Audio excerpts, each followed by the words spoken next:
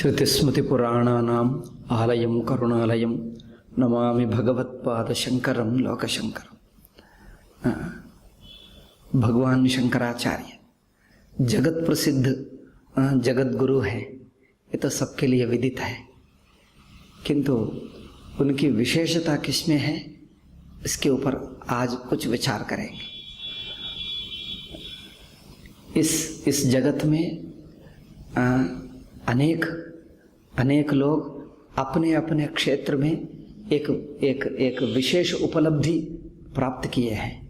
जैसा कि क्रीड़ा क्षेत्र में जो विशेष पुरस्कार प्राप्त करता है सबसे अधिक कोई और कोई क्षेत्र में, आर्थिक क्षेत्र में उसको तो नोबेल प्राइज प्राप्त करता है, और कोई वैज्ञानिक क्षेत्र में, कोई सामाजिक सेवा में, एवं इस प्रकार अनेक क्षेत्रों में अपने अपने एक वैशिष्ट्य प्राप्त करते हैं।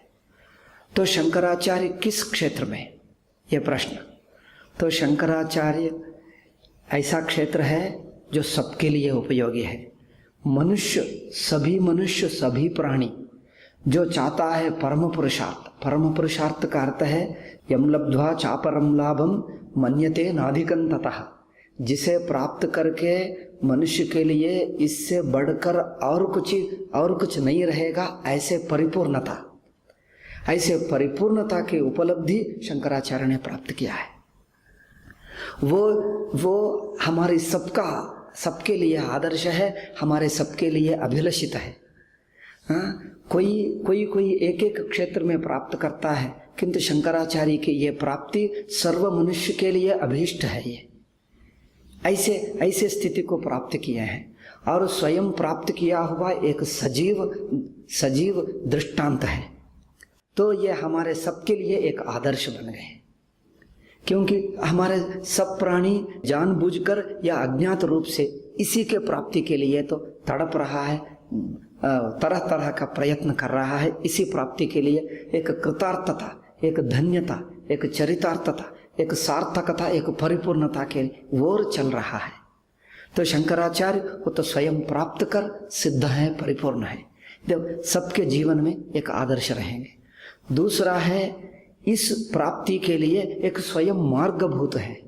स्वयं कहते हैं एक जगह गीता भाष्य में, यानि कृतार्थस्य लक्षणानि तानि साधकस्य साधनानि। जो सिद्ध पुरुष प्राप्त किया हुआ है और उनके जीवन में जो सहज रूप से जो गुण है, वो साधकों के लिए आदर्श है, आचरणीय प्रमाणभूत आदर्श है।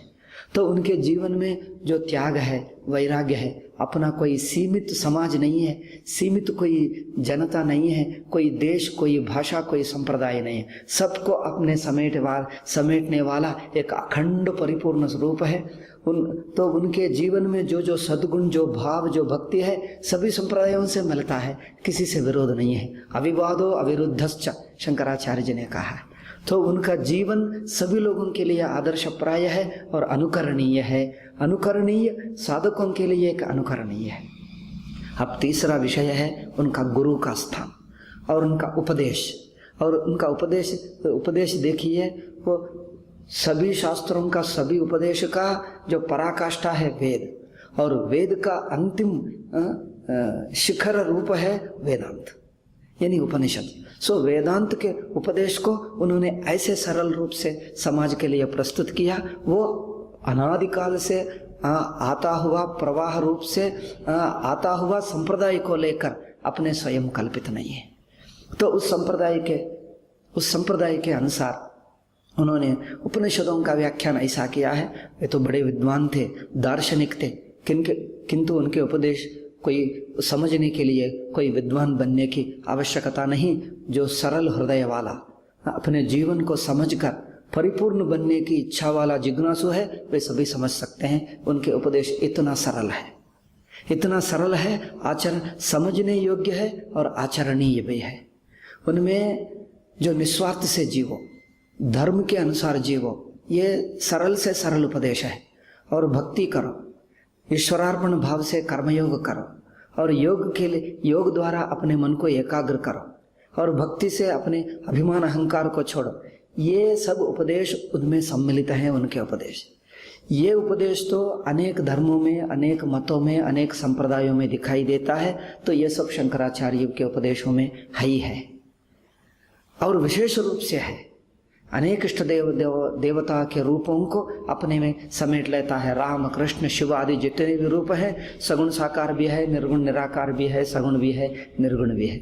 सभी प्रकार के साधनों का अपने उपदेश में सम्मिलित है। तो ये अनेक धर्मों में, मतों में दिखाई देता है, उनमें भी दिखाई देता है। किंतु अपना एक अद्वितीय विशिष्ट उपदेश है, वो ज्ञान है, तत्व विचार है, वो अनन्य सामान्य है, कहीं दूसरों के संप्रदाय में, मत में नहीं दिखाई नहीं देता है। वो उनका ही विशेष है, वो उपनिषद के आश्रित है। वो तत्व विचार करने से पूर्ण जगत का तत्व और अपना तत्व, अपना स्वरूप, जगत का स्वरूप जो अंतिम स्वरूप है, उसको प्राप्त कर सकते हैं। और एक विषय है, वो शंकराचार्य जो स्वरूप प्राप्त कर सिद्ध हुए हैं, स्वरूप में सिद्ध है, वो उस विषय में उन्होंने ऐसा नहीं कहा कि ये मैंने ही प्राप्त किया हूँ, या ऐसा ही मेरे जैसा कोई एक दो व्यक्ति ही प्राप्त कर सकता है, ऐसा नहीं। ये तो सबका स्वरूप है, सब लोग प्राप्त कर सकते हैं, करने योग्य है और करना चाहिए, ऐसा उपदेश किया है उन्होंने। इसीलिए वे एक सिद्ध पुरुष हमारे लिए आदर्श हैं, हमारे लिए एक दृष्टांत यानी एक मार्ग रूप है, और उन्हें उपदेशक के रूप में गुरु भी हैं। इस तीनों रूपों में अपने जीवन के, सामान्य जनता के जीवन में अत्यंत सन्निहित है, अत्यंत निकट है। इनको आदर्श लेकर हम अपने जीवन को धन्य और पूर्ण बनावेंगे। ऐसे गुरु के आशीर्वाद हम सबके ऊपर हो। ओम शांति शांति शांति।